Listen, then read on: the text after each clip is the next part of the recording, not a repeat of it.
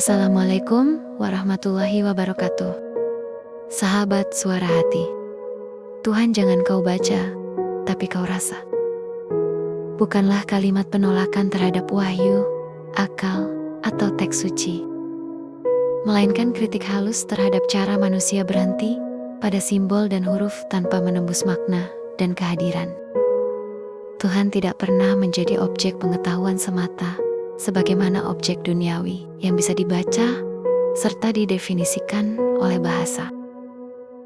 Al-Quran adalah peta, bukan wilayah. Ia menunjukkan arah menuju Tuhan, tetapi bukan Tuhan itu sendiri. Maka ketika Tuhan hanya dibaca, berisiko menjadi konsep mental, dogma intelektual, atau sekadar hafalan teologis semata. Sebaliknya, ketika Tuhan dirasa, Ia hadir sebagai kesadaran hidup yang menggetarkan hati, membentuk adab, menundukkan ego, dan menata seluruh gerak batin manusia. Inilah perbedaan antara keyakinan berbasis pengetahuan dan keyakinan berbasis pengalaman eksistensial.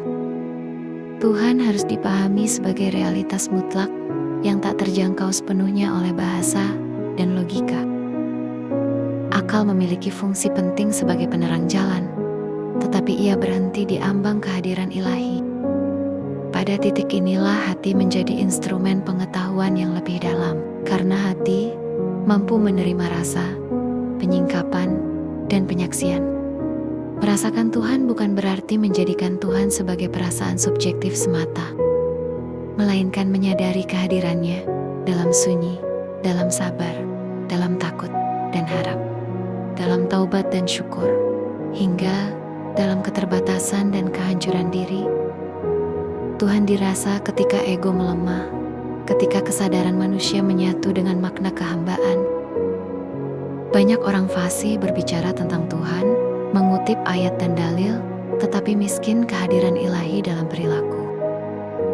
Pengetahuan tentang Tuhan yang tidak melahirkan khusyuk, tawadu, dan akhlak, sejatinya belum sampai pada kebenaran. Membaca Tuhan tanpa merasakan Tuhan melahirkan kesombongan religius, klaim kebenaran, dan kekerasan simbolik atas nama iman.